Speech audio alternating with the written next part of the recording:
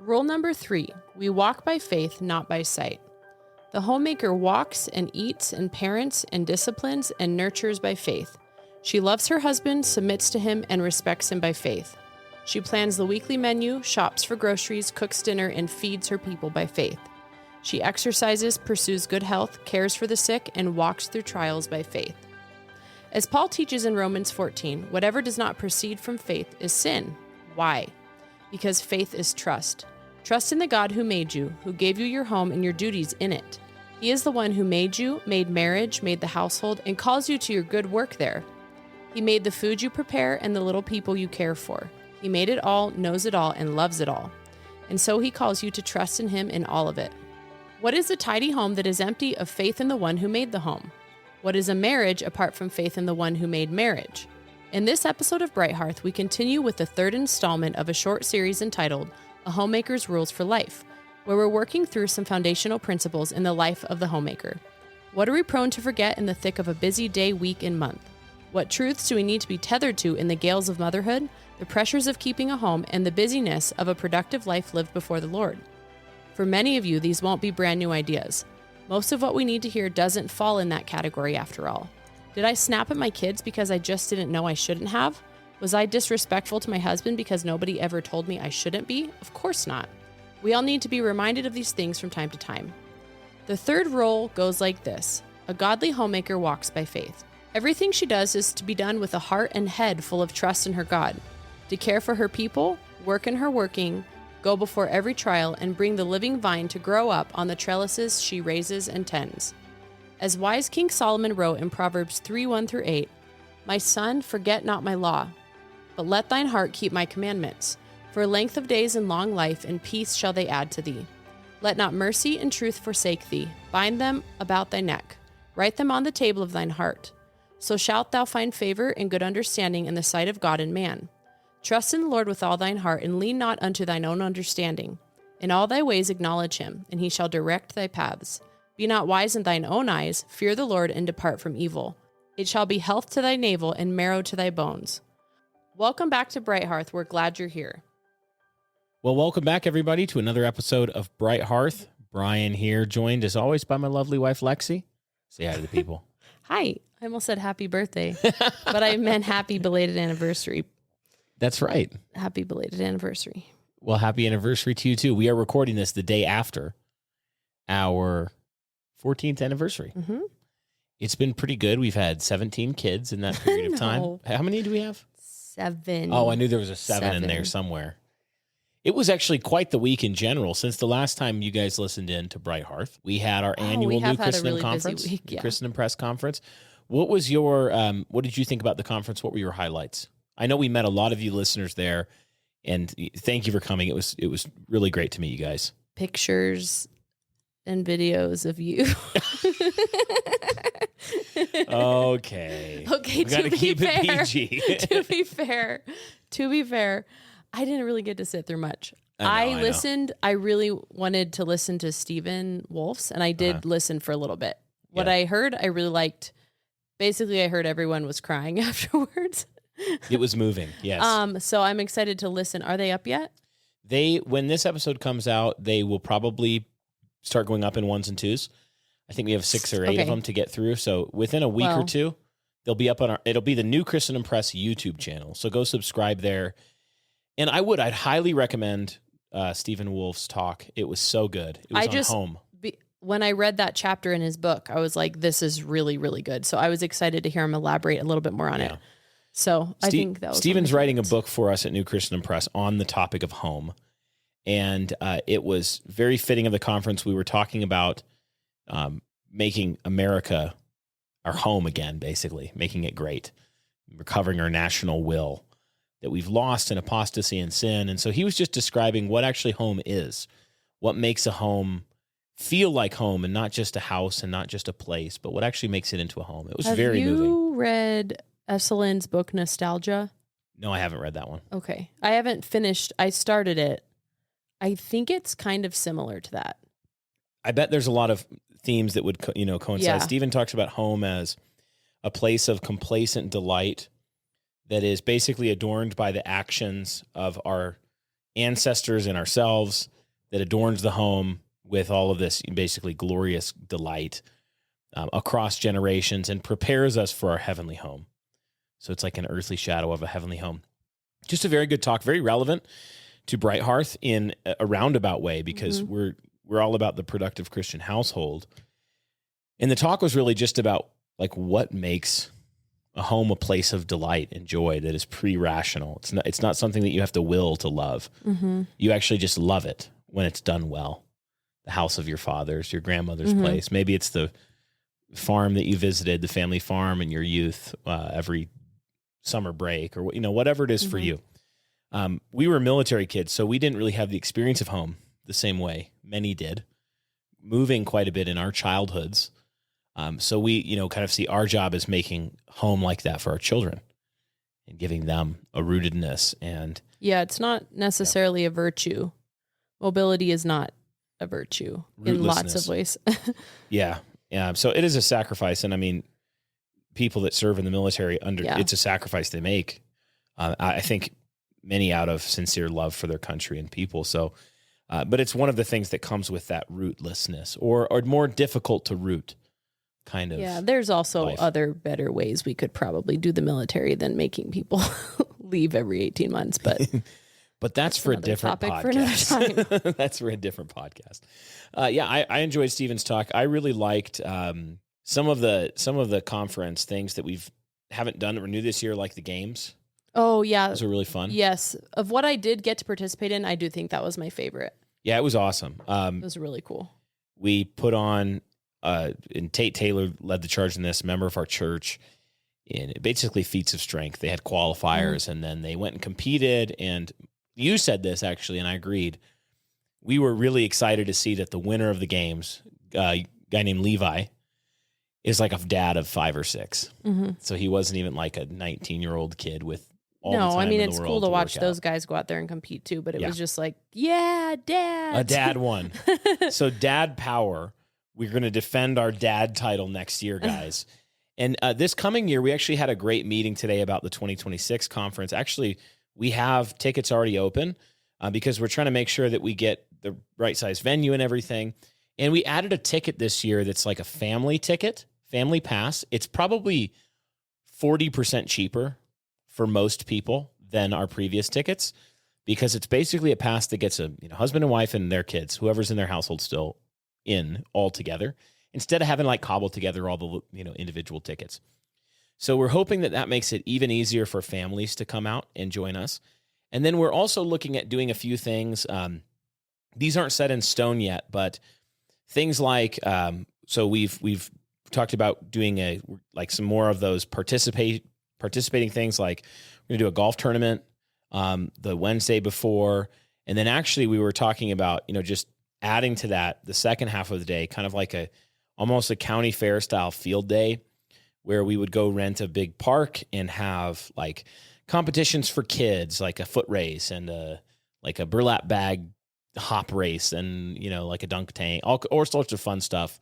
So families can come and kind of like let all the kids run off all the travel energy and have a bunch of fun outside. And then some other things too that we're thinking about doing in the conference, but all of it aimed at good teaching, but also ways to fellowship, participate, make friends, forge coalitions across distance. Build civilization. Civilization, yes. So newchristianimpress.com, I think it's /2026 is where you can get the information for next year's conference. But we hope a lot of you guys come out. It was just such a fun time. The concert was really fun. Lexi mentioned pictures because our friend Charlie Narcomi, he shot photos the whole week. We've never had like a dedicated photographer and videographer. Well, I didn't get to go to the concert either. I was very bummed about that. But I played 8 or 9 new songs, and that I'm now sending to the producer. Because what I mean is I appreciated even more the video. Yes. That's why. That's the only reason. They kept sending me pictures, and Lexi would be asleep by the time I got home, so I would just send her one of the pictures that they sent me and say, "Hey, girl," so she could wake up to it. So there you go. Yes, a lot of fun. We hope to see you guys next year. Let's keep moving with this next rule for homemakers that the homemaker walks by faith. She walks and eats and parents and disciplines and nurtures by all the things she does. If they're to be done righteously and fruitfully, they must be done in faith. Hey there, friends. Let me tell you about Gray Toad Tallow. They're a family-owned small business passionate about creating skincare products that nourish your skin with pure, wholesome ingredients. For centuries, tallow has been valued for its moisturizing and healing properties, and Gray Toad Tallow is dedicated to sharing these benefits with your family. They strive to keep their products affordable and accessible, aiming to be a blessing to you and your family. Visit graytoadtallow.com to learn more and try a balm sample pack. And don't forget to use code BRIGHT15, that's all caps, BRIGHT15, for 15% off your order. Thanks for supporting this great small business.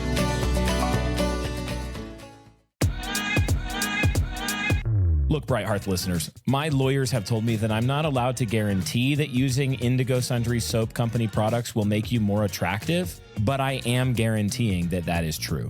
If you're looking for premium handmade soaps without the seed oils or other nasty hormone disruptors, then you need to check out our partners at Indigo Sundry Soap Company. You can find them at indigosundrysoap.com.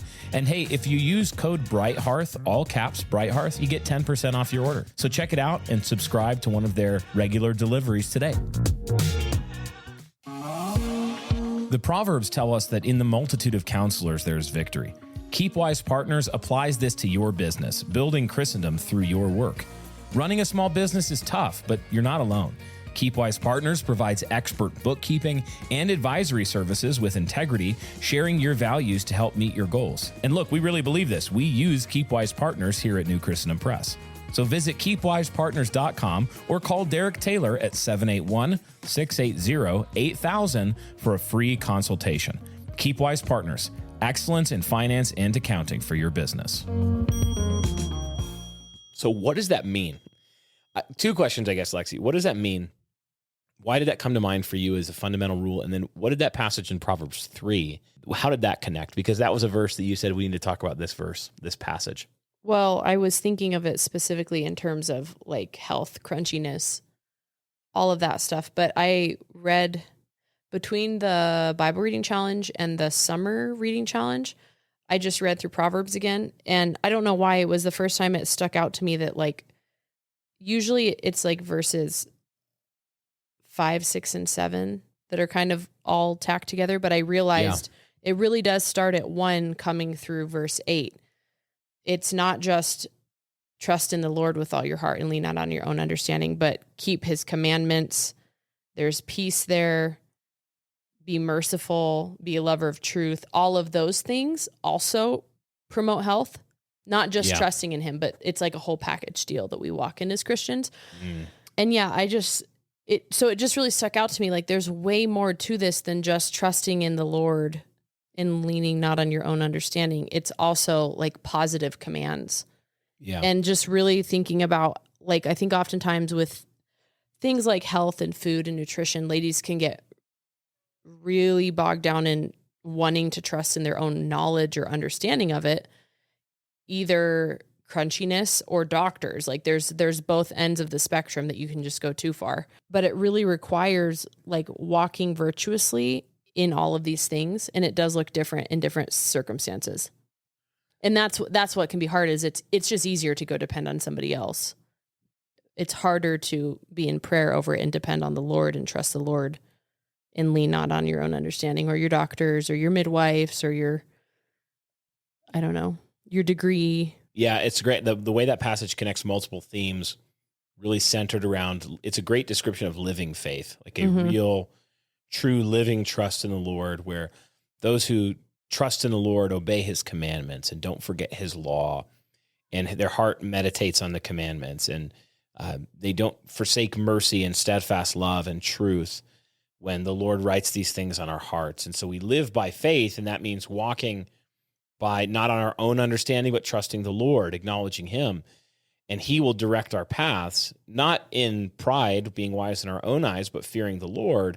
And I love all the things that it says results, because it challenges our sort of spiritualist, Gnostic kind of like anti-material, where we just sort of want to kick all of the promises of God upstairs to the heavenly.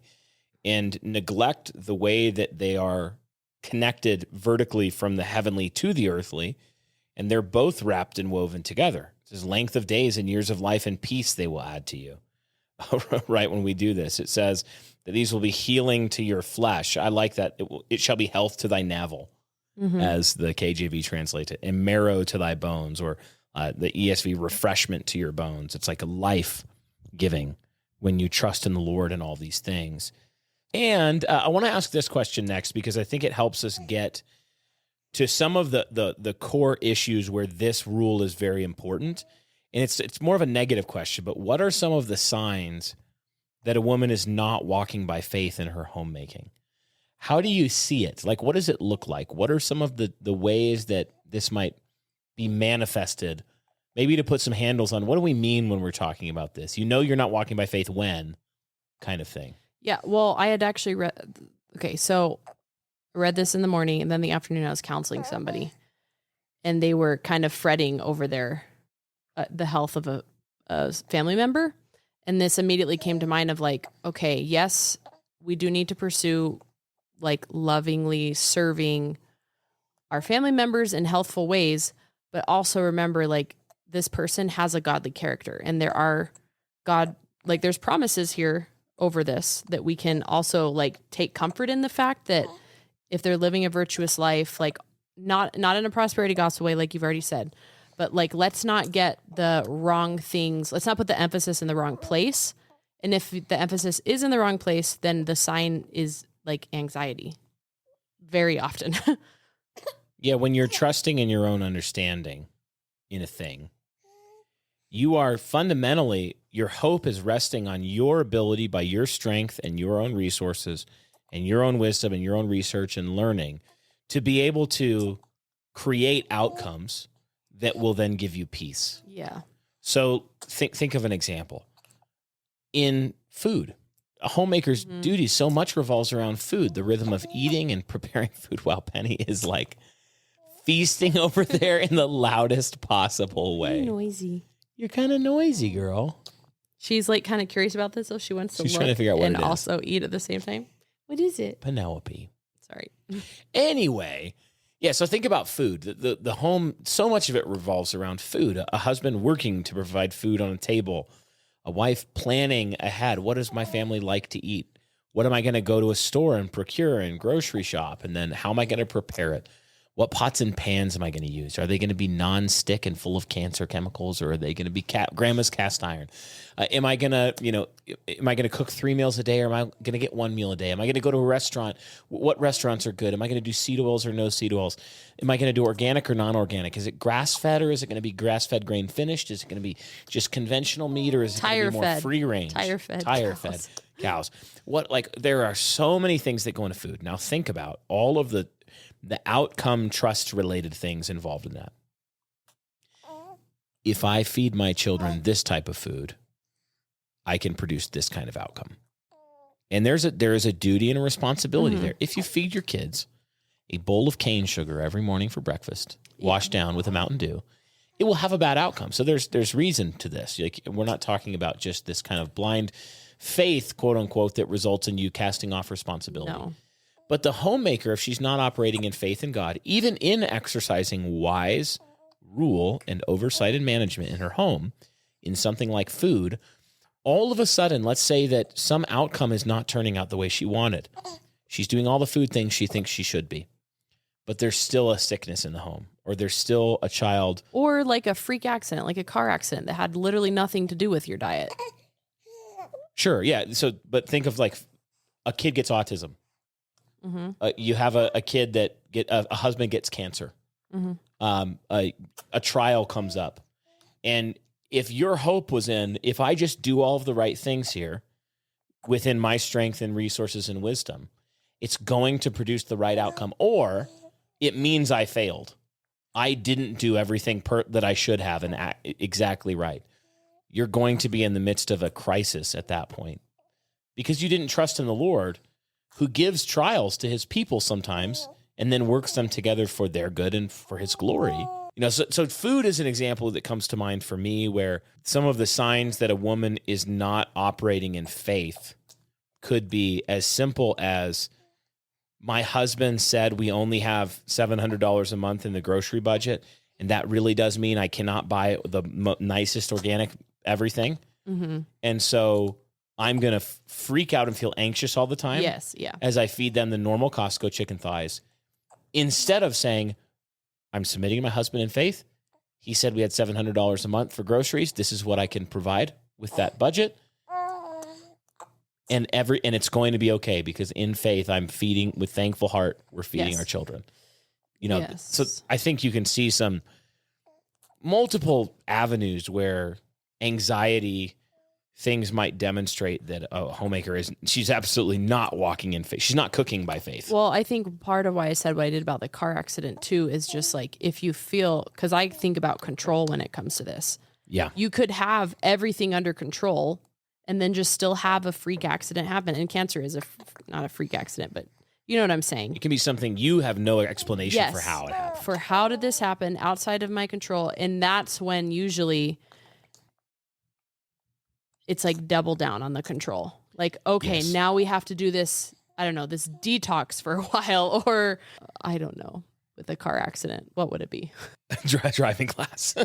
Driving. No, I was thinking of blood transfusions, cleaning your blood. I don't know. Yeah. I don't know. It's you just kind of double down though when something isn't going your way, even though you're trying everything you can. The faithlessness in you just doubles down on it. Yeah, so much of this has to do with the spirit and the attitude, because what it can sound like we're saying is, if you'll just walk by faith, just do whatever you want. Don't worry about doing things optimally. Don't worry about wisdom. Don't worry about what you put in your kids' food. Don't worry about any of that. Just walk by faith. Well, no, that's not what we're saying. We're saying that wisdom is compatible with faith, to where you go in wisdom, and you do, even your wisdom is in faith. You go and you, to the best of your knowledge, you and resources that you have available, you work hard to love your people and take care of them and feed them well and do all these things. But you, even that you do, and it's kind of like this attitude. You say, Lord, I'm feeding my family this week, these groceries and these meals I'm cooking. I love them. I'm doing it in your name.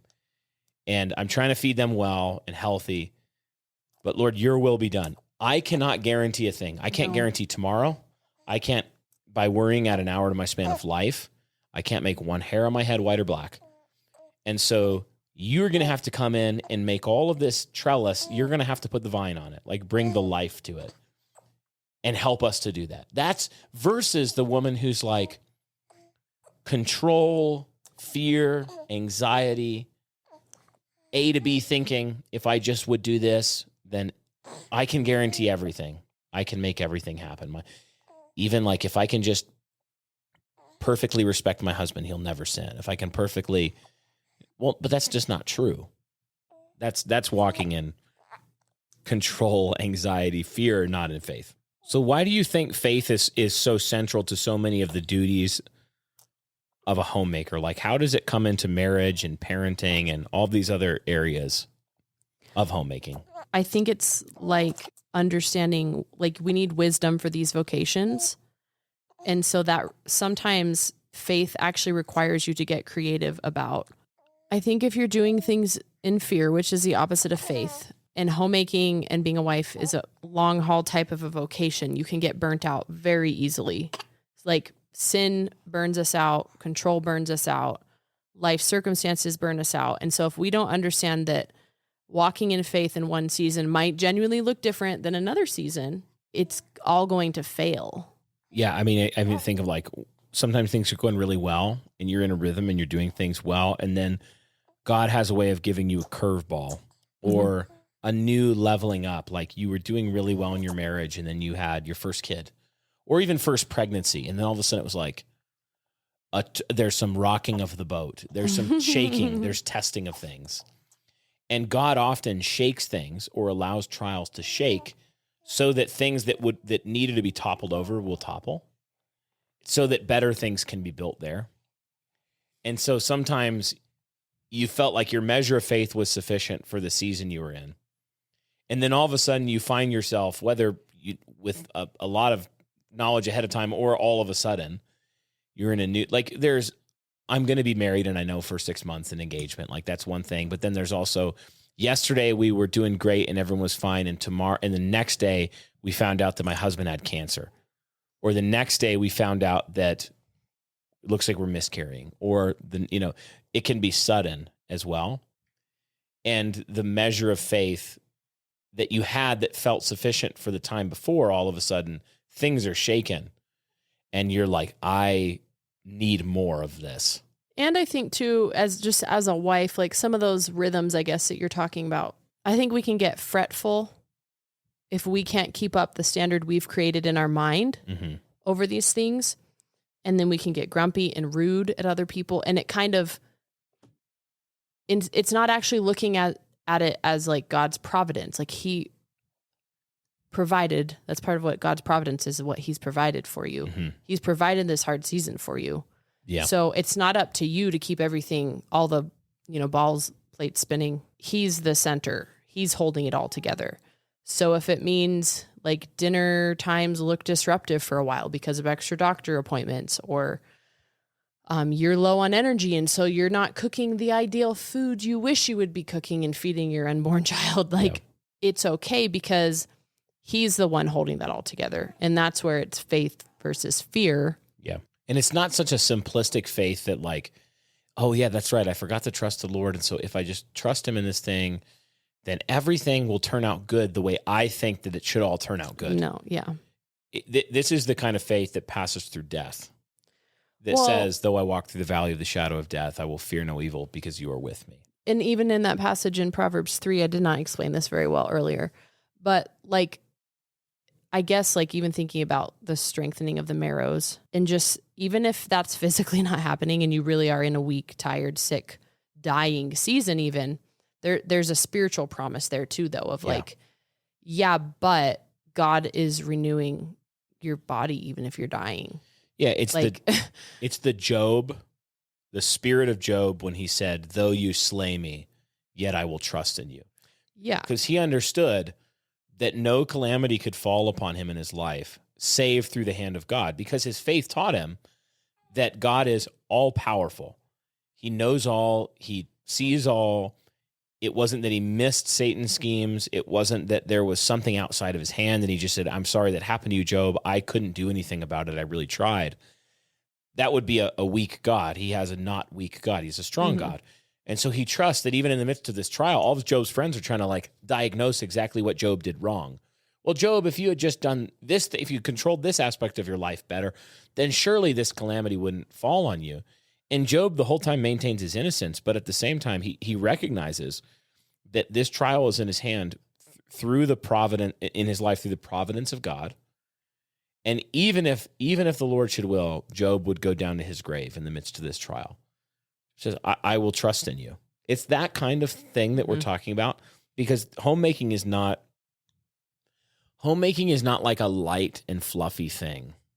It's dealing with life and death and people, and like we're raising people and burying people. Like that's homemaking entails everything in the home, and houses are where Cradle calamity happens, and the home is where joy happens.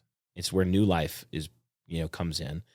And, Lord willing, we would all like to die in our beds at a ripe old age and, not on, somewhere else, but the home encompasses all of that. So we shouldn't be surprised when the homemaker is required to trust in the God who gives resurrection promises and needs that kind of foundation under her feet. And I think like faith is active. And so I mentioned this briefly earlier, but in some of those different trying seasons, faith requires you to be actively creative about problem solving, about instead of just, throwing a pity party and, sitting it out on the couch. I don't like what's happening to me. Well, actually, how can you go about prospering even in this sort of a season? Yeah. So do you have any examples from your own homemaking where you really had to learn this principle or had to understand it in a new way or apply it in a new way? Definitely when with our first, when we had a doctor recommend veganism to us. I mean, it's your it's your vocation. You take it very seriously. You have a very sick child who's very young, cannot talk, cannot breathe most of the time. And you have someone tell you, try XYZ diet. And then it just becomes an anxiety hellhole, and it doesn't work. Like, then what do you do? Because it's like, well, the doctor said this will work, so I have to keep doing this. And so for me, I did have to learn that of like, for me, the faith came into being in terms of, do I trust and believe that God has said, like, rise up and eat the animal? Yeah. Do I believe that butter is a good gift? Do I believe that, like, in the promised land, God said milk and honey was a good thing? Do I believe that? Do I trust that? Is my fear not allowing me to get to a place of being able to affirm God's word about these things? Yeah. So that was really big for me. And I think it's not really Christian anthropology. I don't know what kind of an understanding that was. It was definitely a shift. I'm looking at the book right now, I think. Maybe not. I don't have my glasses on. But The Things of Earth was really helpful. Is that the book I'm thinking of? Yeah. Joe Rigney. Yeah, that one was super helpful for me in understanding, like, okay, all of these things are a good gift. You know, eat after praying for your food. Be thankful for your food. God's doing something unique there to the body. Mm-hmm. That was, pre-Weston A. Price days for me. That was like a huge, huge, huge shift for me, though. Yeah, and it's something that seems so simple, but like food can bring such turmoil into your life, or joy. Mm-hmm.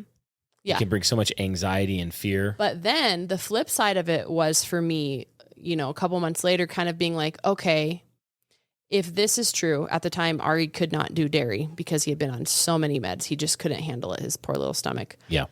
So then by faith, it was like, okay, Lord, you've made all of this. I need help. Give me wisdom. Bring older women around me. Help my brain understand. How can I help his body heal then? If you've created this, how can I help his body heal? So then it was like a flip side of me having to relearn a lot of stuff by faith, which also just felt really foreign and hard. And I know lots of other moms who have had seasons of that where, like, actually the Lord is saying you need to be more active in this sort of a way. Yeah, and he brings people to challenge you and call you further up or instruct practically. Yeah. And then there's also the aspect of trusting, leaning not in your own understanding. Part of that is also when God says that he's going to bring brothers and sisters that are going to correct and help, and godly men and women into your life that are going to, and pastors and fathers and mothers. It's really difficult. Part of faith is the humility to say, I don't know everything. Well, and I truly, like, another time in our family life where a different child had very perplexing issue that was just like, neither of us knew what to do. And I just remember literally praying like 3 times a day, like, Lord, I don't understand. I need, like, a doctor. I need somebody.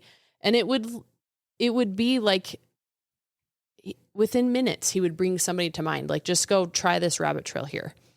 Go talk to this doctor. Go call this person back. Go, open this book. And I know that might sound super, like, weird and charismatic to some people, but I just think we're actually like a prayerless people. So we don't see that God actually wants to provide for us in that way when it comes to these extremely perplexing situations.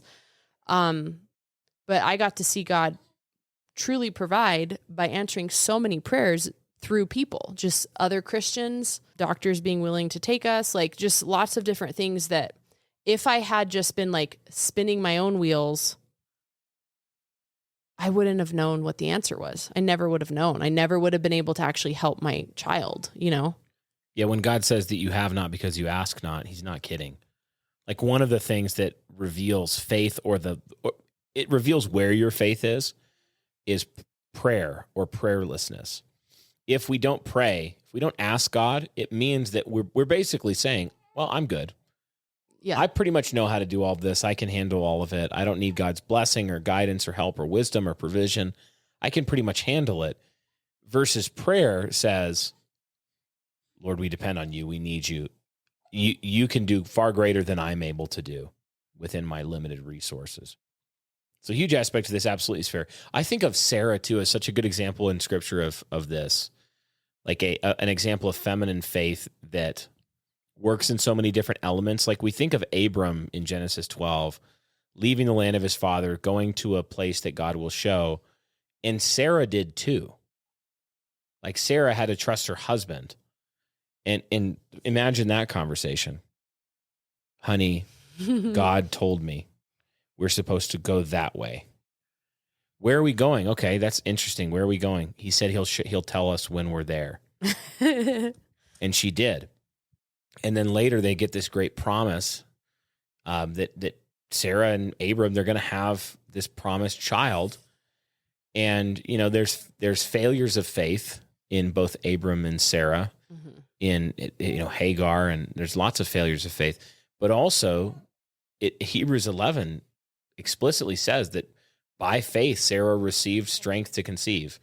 Hebrews 11. It's right there. So interesting. Like by faith, Sarah received strength to conceive. So she conceived the child by faith. Well, and it's just interesting to me there in that verse, and then again in Proverbs 3, that there's something about being strengthened. Like, do we actually believe that, I guess? I don't know. And Paul, somewhere in the New Testament, he talks about where he's saying, like, pray for the grace to be strengthened. Yeah. And I had some note from somebody, probably you, that said just like, if you feel like you're not able to walk in the good works God's calling you to, pray for grace to strengthen you to do that. Yeah, and He's given it to you. Yeah, again, it's just all, it's like strength, grace, faith. It's all like connected, I feel like. Even Sarah in the situation where she's commended by Peter for not fearing, but in submitting to her husband in the affair with the king, where, say you're my sister, kind of that situation. Yeah. Even there, like we have multiple examples of Sarah where she sins and she fails and she's not perfect, but she trusts God at all these key points where it's like, would I have done that? That's that's an incredible faith that she would submit to her husband as unto the Lord in these things. And just a great example of what we're talking about here, because a lot of the time you don't know exactly how the deliverance is going to come or how it's going to work. Sarah didn't understand like the mechanics of how this is going to work. Okay, so last question on this, and then we have a listener question. So how can an anxious homemaker who struggles with doing her duties in faith, how can she grow in this? I think she has to name it first, like get a name for this. And tell somebody else, not just between her and the Lord, but I feel like sometimes when you're stuck in a sin rut, it really is helpful to tell somebody else because it holds you accountable outside of just yourself. Yeah. Like the kids know that I get snappy in the afternoon and they know I don't want to be that way anymore as it gets close to dinner time. Or my husband knows that I get really worked up when we talk about the budget. I'm going to tell him that I don't like that or something. So I think that's one big way, but I really do think praying about it, like actually diligently praying about it, creating a little liturgy for yourself somehow in the morning to make sure you're going about that. And again, in the afternoon, like if you really want to tackle this, does your schedule reflect that? Yeah. When you've named a sin, specifically and biblically, this is the name of the sin, you can make a strategy of attack against it and defense, offense and defense, where you're saying, this is how these are the places I'm most vulnerable. This is how I intend to attack it. These are the behaviors I'm trying to put off, and these are the behaviors I'm trying to put on. And so, Lord, now help me to do that, not just to think about it.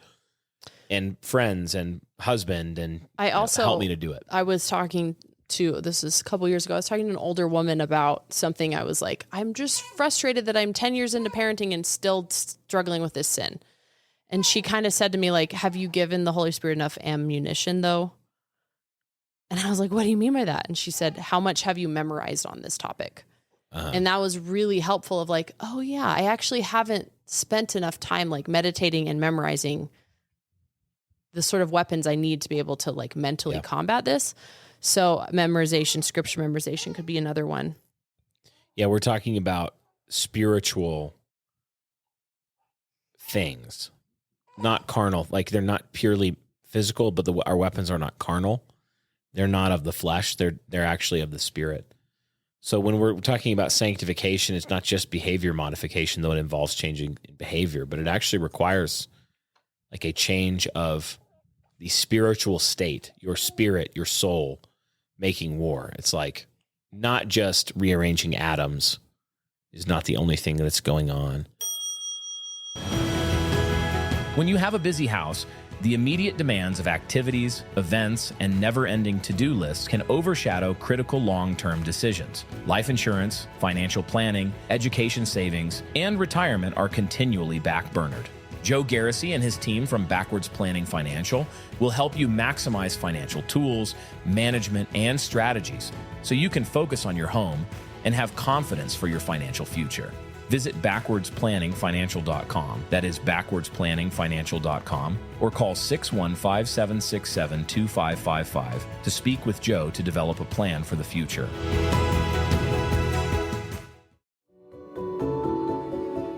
Ready to feel like yourself again? Rebecca Belch, founder of Live Oak Integrative Health, is a board-certified functional medicine provider helping women and families achieve lasting generational health. Using advanced testing and personalized care, she uncovers the root causes and builds sustainable plans for every stage of life. And Bright Hearth listeners can get $50 off any of 3 packages. So head to liveoakintegrativehealth.com to schedule your free call and make sure you tell her that Bright Hearth sent you for $50 off one of 3 packages. Looking for the gift to last 1,000 generations? Check out Rooted Pines Homestead, where they work together as a family economy to create natural wooden toys and herbal remedies. Coated with natural, whole ingredients, their toys are safe enough for the mouth of babes. Visit rootedpineshomestead.com and use code BRIGHT10, that's all caps, BRIGHT10 at checkout for 10% off your order. Link in the show notes below. What about a woman who's married, or a husband who's, how can a husband help his wife? I'm thinking about this. Overcome this sin. I think he has to help her see it, name it. Like, honey, you're a worrier. You're very anxious about these things. We need to trust the Lord. What can he do from a wife's perspective? What can a husband do to help? I just think it's always really helpful when things are not left vague, when it's like, you may not think about this anymore. And I remember when the whole vegan thing happened, you told me you're going to go to the store tomorrow and you're going to buy butter and you're not going to be worried about this anymore. Yeah.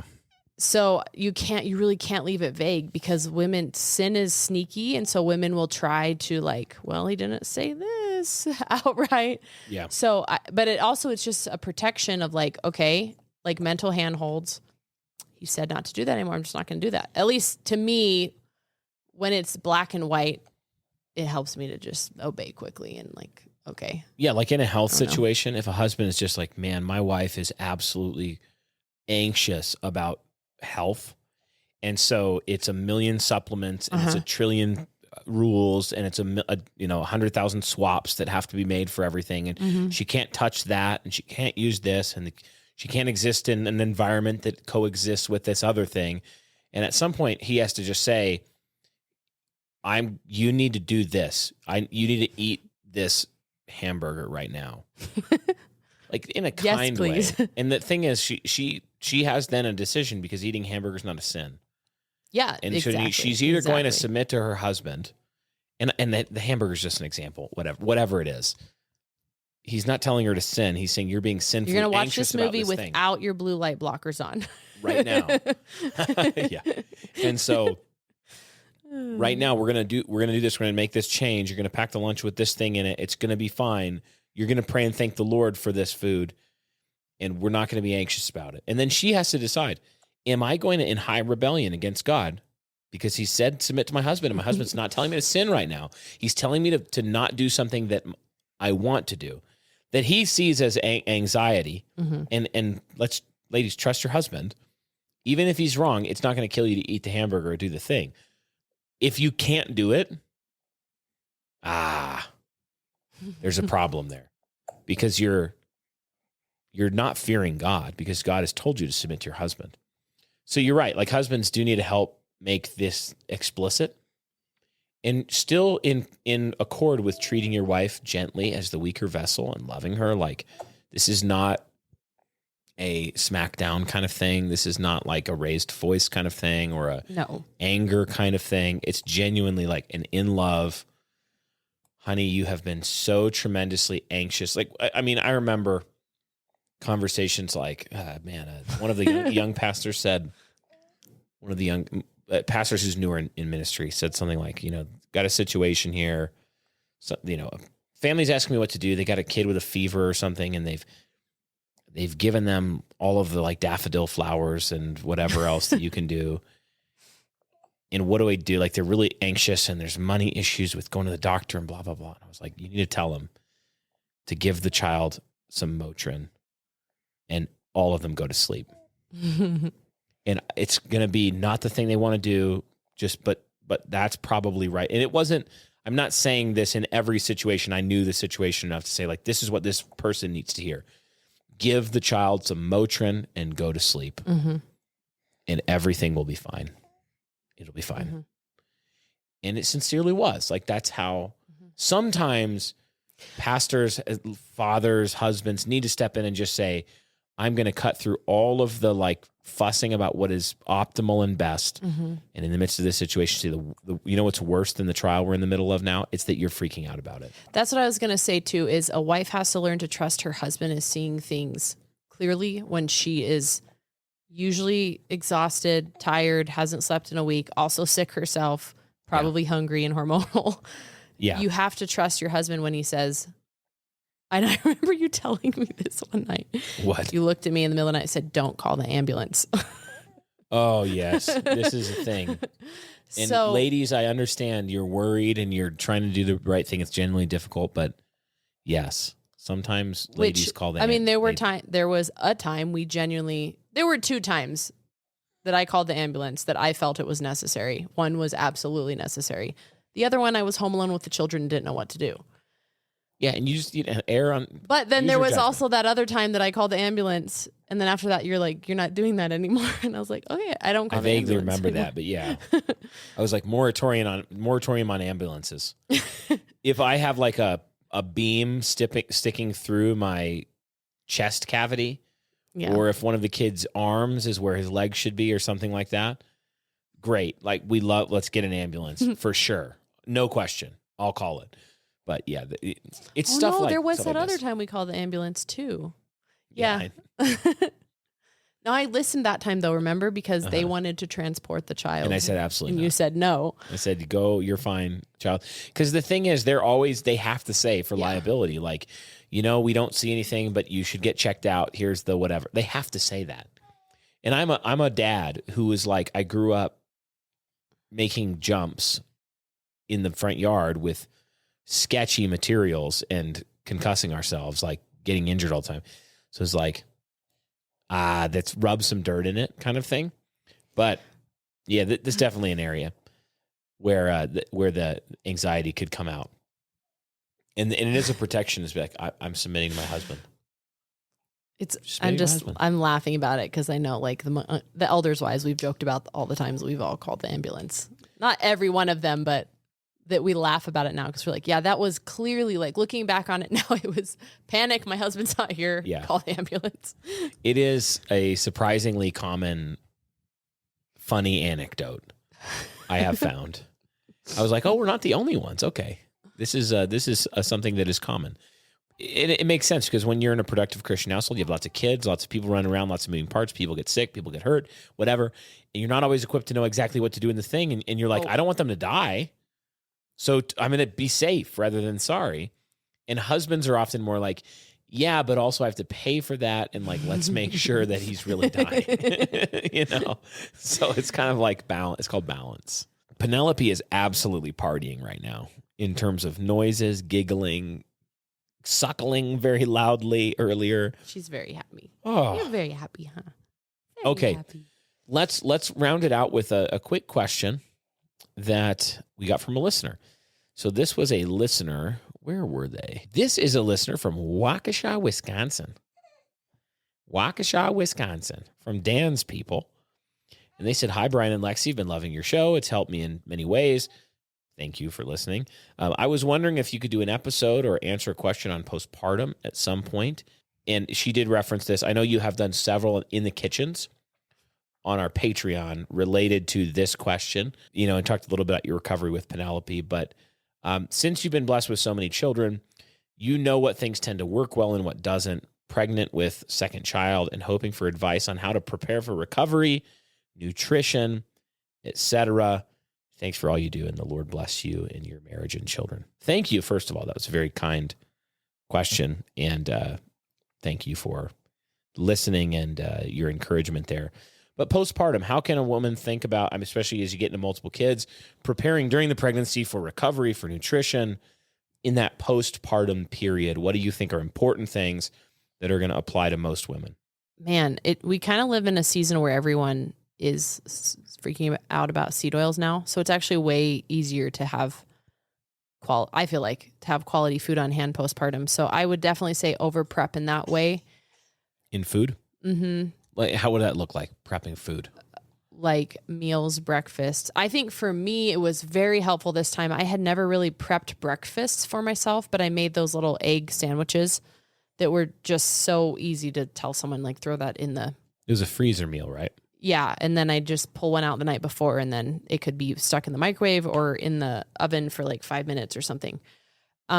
Just because in the morning you're so exhausted and probably still nursing a baby, and now it sounds like you're going to have a toddler also, that at least for me, when I get stressed, the first thing to go is I'm not going to eat.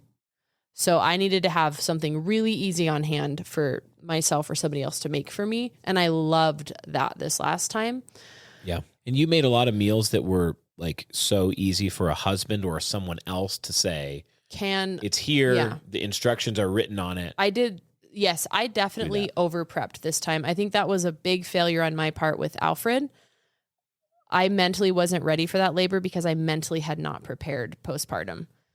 Well, I physically hadn't prepared postpartum. So if I wasn't physically getting ready, I wasn't mentally in the right place. Yeah. So canning food has really helped me with the last couple of kids, just having simple meals on hand. I basically lived on those breakfast sandwiches and canned food for the first canned beef stew for a couple of days. So you're saying that knowing that you were prepared for when the baby was here helped you to just be freed mentally in giving birth. Yeah.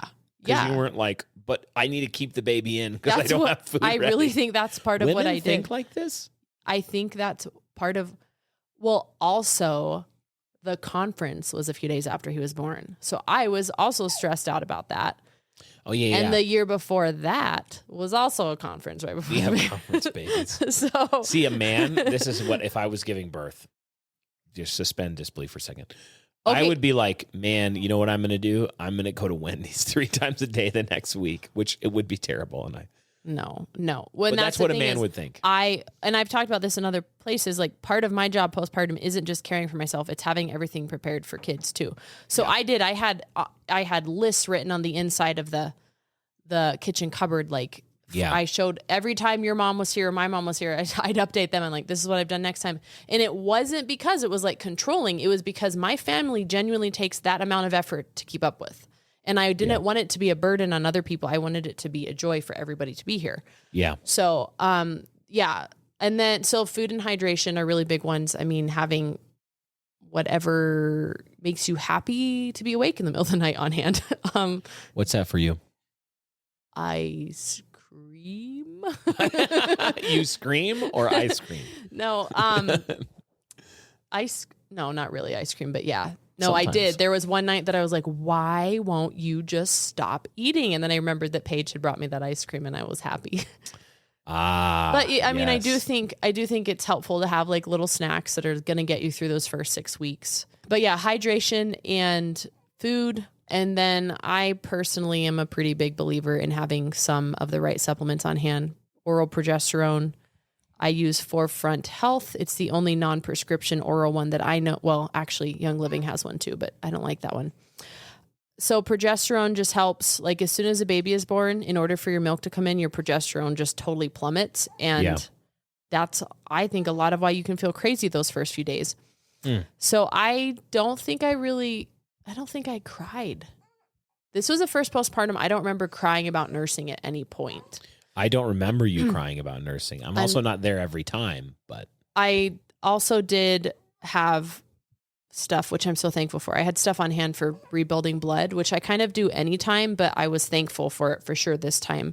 What is that? What kind of things? I used, so my friend also named Lexy told me to use spleen for rebuilding blood over using liver. The spleen of what? A newt? Cows? A bat? A Cows. cow? A cow. Cow Okay. That makes sense. spleen. And then I used, I can't remember what it's called, Milk Moon, which is supposed to help with milk production, but there was also something in it that was really good for rebuilding blood afterwards. But you don't necessarily have to do those, though I am a huge believer in the progesterone. Gotcha. And then the other thing that my midwife had me do this time, which I had never done before, was magnesium glycinate. And she had me do 1.5 doses every day. And I told her I was feeling amazing on it. And she said it's what she uses regularly for moms who are dealing with baby blues. And she finds that to be really effective more than anything else, which I had never thought about using magnesium for that. So that's kind of the stuff that I did. What are you trying to do in terms of rest after a birth? How long until you're at church? How long until you're walking around? How long until you're working out again? I don't well, it was so different this time because I had no energy for a couple weeks. I didn't really get out of our room for the first 48 hours. I couldn't really stand upright. So True. You did actually stand up though in the first 4 hours, if you remember. I had to go find you collapsed on the floor in a pool of your own blood and deadlift you. So I want to remind you that. I do like to take like the first 2 days to really sit. After that, I'm fine. I feel okay to be up and moving around, though I'm not going to be doing like any heavy cleaning or anything like that. But I'm okay to go try and sit at the table. But man, I don't know if it's age or I don't know what it is, but if you get tired just walking to the table, don't feel bad. Go back and get in bed. Yes. Because it's better to, especially those first 10 days. So that is my like real caution period is that first 10 days because your placental wound does not close until around day 10. So you can still hemorrhage up until that point. Yeah. And so for me, that's when I'm really careful. After that, I'm okay. I typically don't go to church the first week. Sometimes I will go the second week. Sometimes I won't, depending on how I'm feeling. I do like to try at that point though, because it's typically the last week I'm going to have your help. Mm-hmm. So I like to try with your help.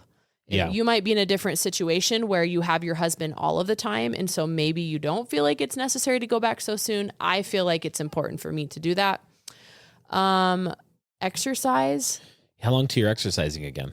I mean, you can start core exercises as soon as the baby is out. Sounds crazy. Not sit-ups, but like breathing. I was about to say, no, up sorry. there doing Let crunches. Me specify. You just said 10 days. You could bleed to death. No. But you can start crunches minutes after the baby is out. You can start like gentle breathing to help start helping your core come back together. I did the Nourish, Move, Love Diastasis Recti program starting around 2 weeks. They say you can do it from the day the baby is born. Interesting. And then I started back gently. Tate basically told me, since you were working out up until you delivered, which I was, you should be okay around 6 weeks to go back. Just don't increase anything strenuous for 2 weeks. And I felt like that was a good rule for me. And I was complaining to you about this today or something. I'm clearly still postpartum. I mean, she's not even 3 months yet. And I can tell like the strength is not there yet. Yeah. So for me, I was okay at 6 weeks because I had been working out up until delivery. Some people might take longer than that though. Sure. But I mean, at 2 weeks, when we tried to walk down the street, I was beat. I was exhausted at 2 weeks. So I do not think anyone should be doing something like that.